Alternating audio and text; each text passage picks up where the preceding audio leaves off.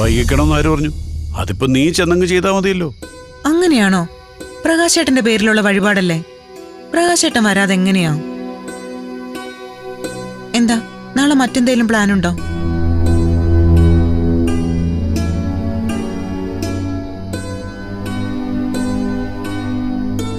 എന്താ പ്രകാശേട്ടാ?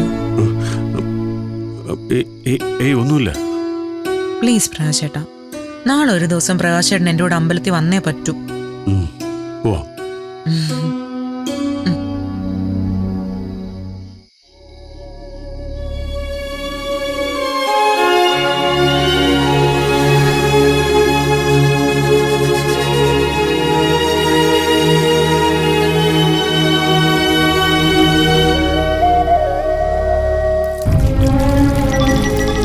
ആരോ വിളിക്കുന്നു. അതെ, കോളല്ലടി, മെസ്സേജാ.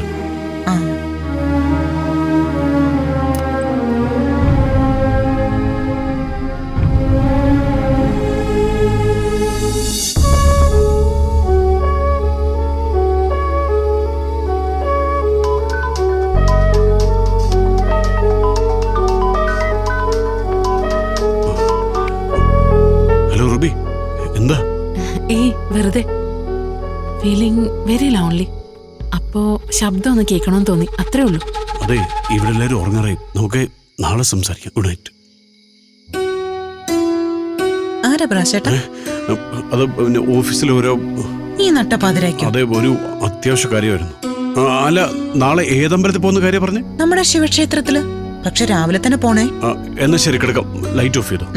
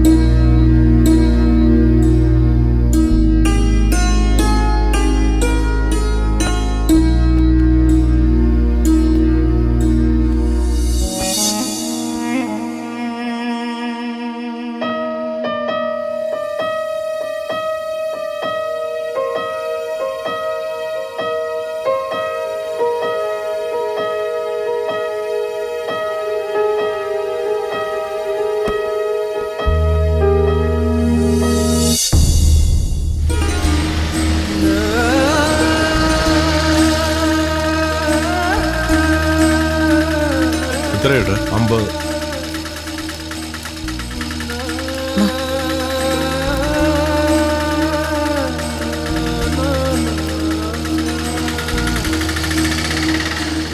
അപ്പോ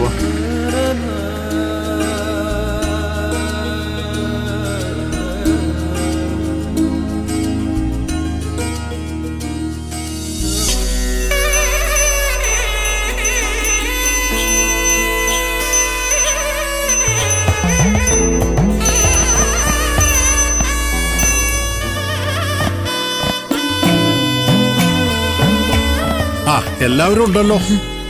ഇന്ന് അവധിയല്ലേ തിരുമേനി, അതുകൊണ്ട് ഇന്ന് തന്നെ വഴിപാട് നടത്താന്ന് വെച്ചു അല്ലേ? അതെ. വാങ്ങിക്കോ പ്രകാശേട്ടാ. നീ വാങ്ങിയാ മതി. പ്രകാശേട്ടന്റെ പേരിലുള്ള ശയനപ്രദക്ഷിണല്ലേ, വാങ്ങിക്കോ, മടിക്കണ്ട. ശയനപ്രദക്ഷിണം? ആ, വാങ്ങിക്കോ.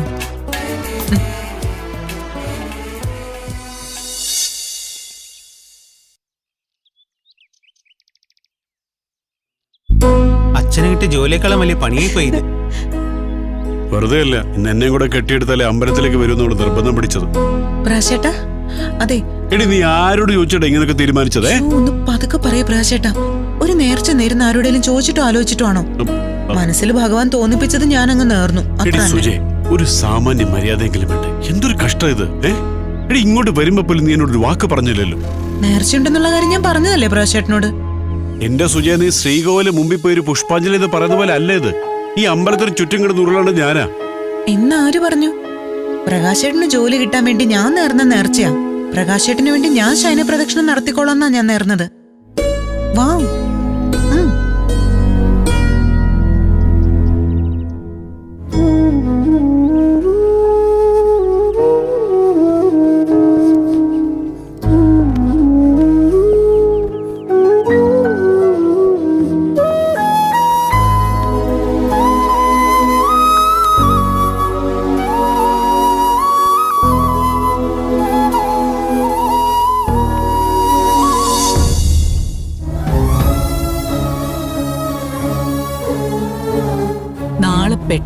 അമ്മയ്ക്കൊരു അസുഖം വന്ന് കിടപ്പിലായി പോയെന്നിരിക്കട്ടെ, അമ്മയുടെ ATM കാർഡ് അടക്കം എല്ലാം അവളുടെ കയ്യിലാവും.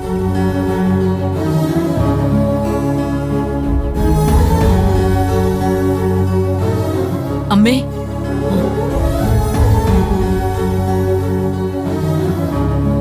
എന്താ അമ്മ ഇങ്ങനെ ആദ്യം കാണുന്ന പോലെയൊക്കെ നോക്കുന്നത്?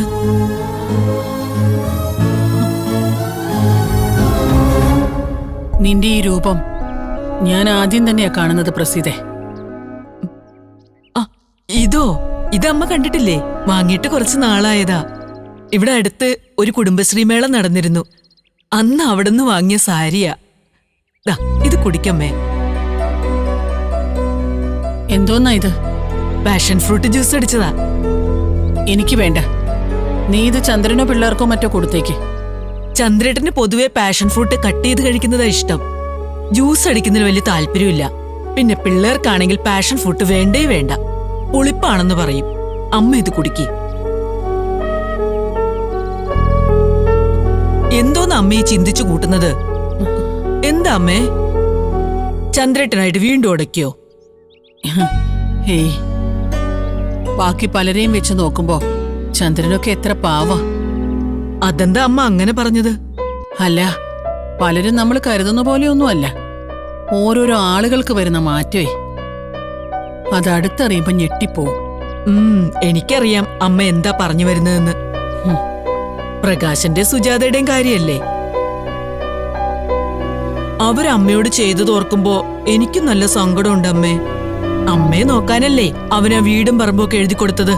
എന്നിട്ട് നോക്കിയോ? അച്ഛന്റെ ജീവിതകാലത്തെ മുഴുവൻ അധ്വാനായിരുന്നു ആ വീട്.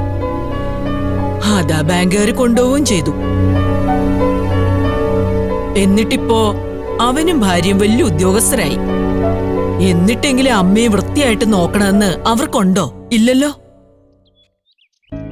അതുകൊണ്ടാ ഞാൻ പറഞ്ഞത്, ഇനിയുള്ള കാലം അമ്മ ഇവിടെ ഞങ്ങളുടെ കൂടെ കഴിഞ്ഞാ മതിയെന്ന്.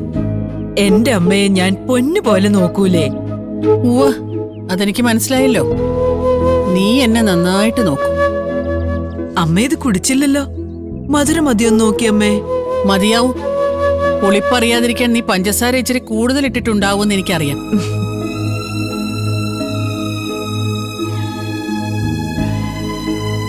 ബേശരം കഹീക്കി ഉല്ലു ബനാനെ ചലികെ സബ്കോ.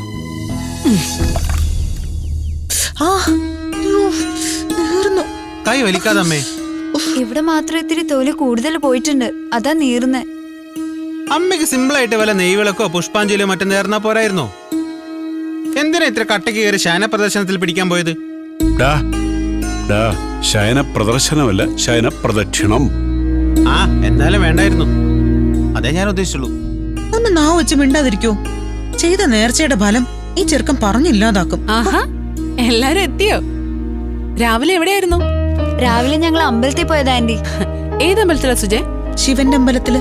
ആ, എന്റെ അമ്മേ, ഇത് എന്തു പറ്റിയതാ?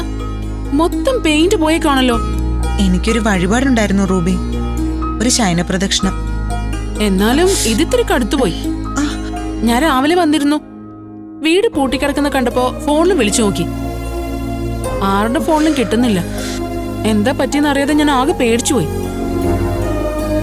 എന്നാലും ഒരു വാക്ക് എന്നോട് ആരും പറഞ്ഞില്ലല്ലോന്നാ. എന്നെ നിങ്ങളാരും കൂട്ടത്തിൽ കൂട്ടിയിട്ടില്ല അല്ലേ? അങ്ങനല്ലടി, ഇന്നലെ രാത്രിയിലാ തീരുമാനിച്ചത്. പിന്നെ നീ ഇത്ര രാവിലെ ചാടിക്കറി വന്നുകളെന്നൊന്നും ഞങ്ങളാരും കരുതിയില്ല, അല്ലേ പ്രകാശേട്ടാ? അല്ലടി, ഇത് എന്തിന്റെ വഴിപാടായിരുന്നു ഇത്രയും കടുപ്പത്തില്? പ്രകാശേട്ടനൊരു ജോലി കിട്ടാൻ വേണ്ടി നേർന്നതാ.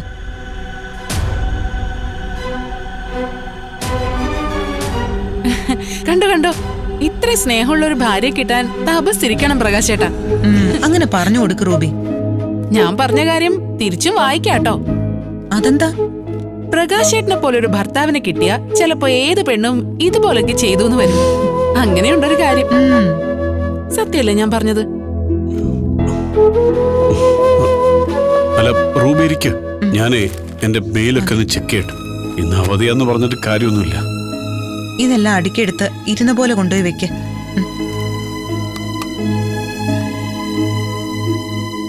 എടി, ഞാൻ നിനക്ക് ചായ എടുക്കട്ടെ? ഈ വയ്യാത്ത കൈയും കൊണ്ടോ? ഓ, അതൊന്നും സാരമില്ല. ഒടുവും ചതവൊന്നുമില്ലല്ലോ, തൊലി പോയി നല്ലേ ഉള്ളൂ. അതിന്റെ ഒരിത്തിരി നീറ്റലും ഉണ്ട്, അതൊക്കെ അങ്ങ് മാറിക്കോളും. ഈ പിള്ളേര് വെറുതെ ഓവറാക്കിയതാ. ഇതും വെച്ചോണ്ടിരുന്ന അടുക്കളയിലെ കാര്യങ്ങളൊക്കെ ആര് നോക്കാനാ? നിന്റെ വീട്ടിൽ വന്നപ്പോഴാ പ്രകാശേട്ടൻ അടുക്കള കയറുന്നത് ആദ്യമായിട്ട് ഞാൻ കണ്ടത്. ഇവിടെ അങ്ങനെ ഒരു സംഭവമേ നടക്കാൻ പോകുന്നില്ല. ഇവിടെ എല്ലാത്തിനും എന്റെ കൈ തന്നെ എത്തണം. നിനക്ക് ചായ വേണോ കാപ്പി വേണോ? ചായ നല്ല സ്ട്രോങ് ആയിട്ട്. ആഹാ, പ്രകാശേട്ടന്റെ സൂക്കേടൊപ്പം നിനക്കും പകർന്നോ?